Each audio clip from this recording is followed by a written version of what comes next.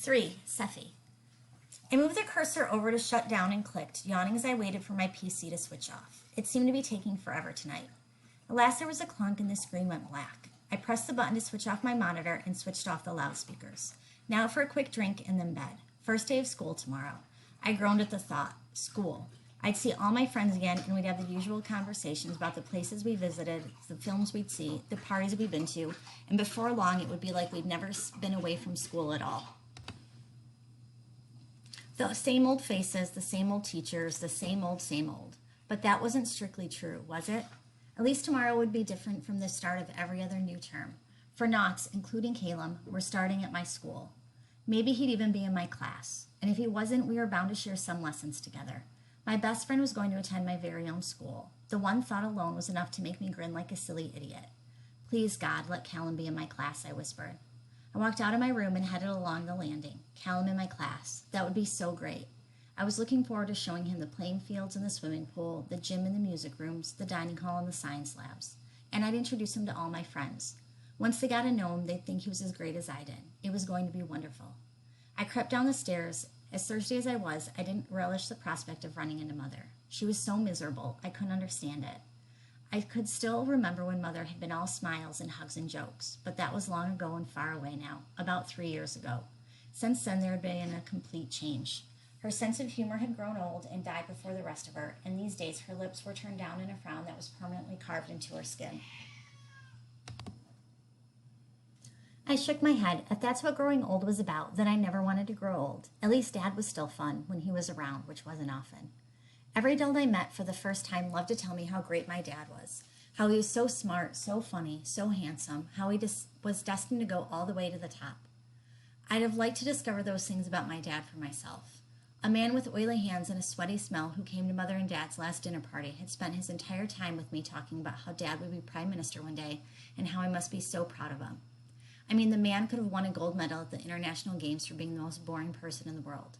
Why on earth would I care about Dad becoming the Prime Minister? I saw little enough of him as it was. If he became Prime Minister, I'd have to watch the telly just to remember what he looks like. Those bleeding heart liberals in the Pangean economic community make me sick. They said we in this country had to open our schools to Knots, so we did. They said we had to open our doors to recruiting Knots in our police and armed forces, so we did. And they're still not satisfied. And as for the Liberation Militia, I thought letting a few blinkers into our school would spike their guns. I froze on the bottom step at the sound of Dad's bitterly angry voice. It wasn't enough. Now the Liberation Militia have had one of their demands met. They don't see why they can't have a few more, and there will be a few after that. Another voice. Dad had a guest. Over my cold and rotting body. I knew granting even one of the Pangean EC's demands was a mistake. God spare us from liberals and blinkers.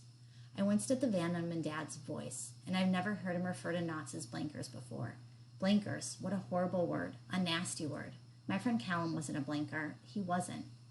The Liberation Militia are growing impatient with the rate of change in this country. They want, and just who are they, demanded Dad. Who's the head of the Liberation Militia?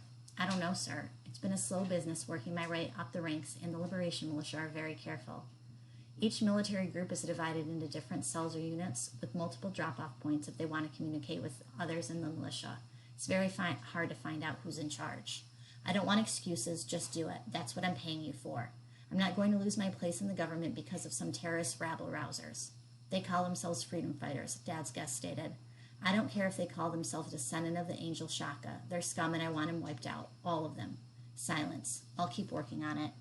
Dad's derisive snort was the only reply the other man got. Sir, about these meetings, they're becoming more and more dangerous. We should find a safer way to communicate. I still want these face-to-face meetings, at least want them up. But it's not safe, the man with Dad protested. I'm putting my life on the line every time. I don't want to hear it. You can email me or phone as often as you like, but I want to see you at least once a month. Is that understood? Dad snapped. First I thought the other man wasn't going to answer, but at last he said, yes, sir. I tiptoed closer to the drawing room. Who was Dad talking to? I could only hear their voices. Blinker's going to a daughter's school. I could almost hear Dad shaking his head. If my plan doesn't work, it'll take a miracle to get reelected next year. I'll be crucified. There are only 3 or 4 going to Heathcroft, aren't there? The other man asked. That's 3 or more than I thought would pass the entrance exam, Dad said with disgust. And if I thought any of them stood a chance of passing the test, I would have never have amended the education bill in the first place.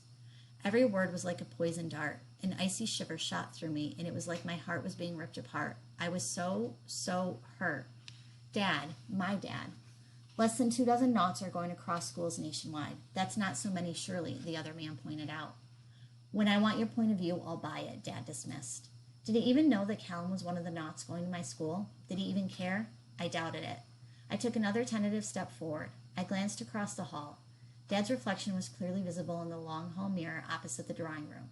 I could only see the back of Dad's guest in the mirror, as he had his back to the door, but I was more than a little stunned to see it was a knot. He had blonde hair, tied back in a ponytail, and he was wearing a stained sheepskin coat and big brown boots with silver-colored chain above the heel of each one.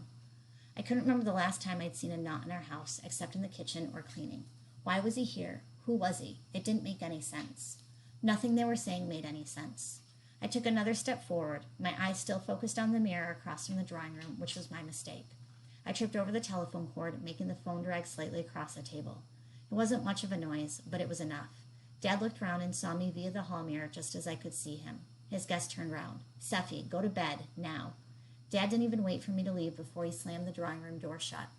I'd barely gathered my scattered wits when the door opened again and Dad marched out alone, slamming the door shut behind him. What did you see? He demanded as he strode over to me. Pardon? What did you see? Dad grasped my shoulder. A drop of spit came out of his mouth and landed on my cheek, but I didn't wipe it away. Nothing. What did you hear? Nothing, Dad. I just came down for a drink. I'm thirsty. Dad's eyes blazed with rage as he scowled at me. He looked like he wanted to hit me. I didn't see or hear anything, honest. Long moments passed before Dad's grip on my shoulder slowly slackened off. His face contorted, relaxed. Can I get my drink now? Go on then, just hurry up. I walked off toward the kitchen, even though I wasn't thirsty anymore. My heart was slamming against my ribs, and my blood was roaring in my ears. I knew without turning round that Dad was still watching me.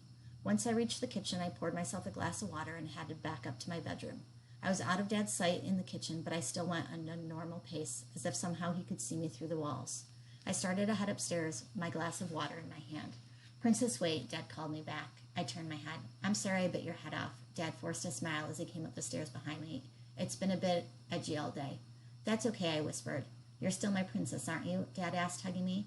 I nodded, trying to get past the lump in my throat, trying not to spill my water. Off you go to bed, then. I carried on walking up the stairs, and my pace carefully careless, and Dad stood in the hall watching my every move.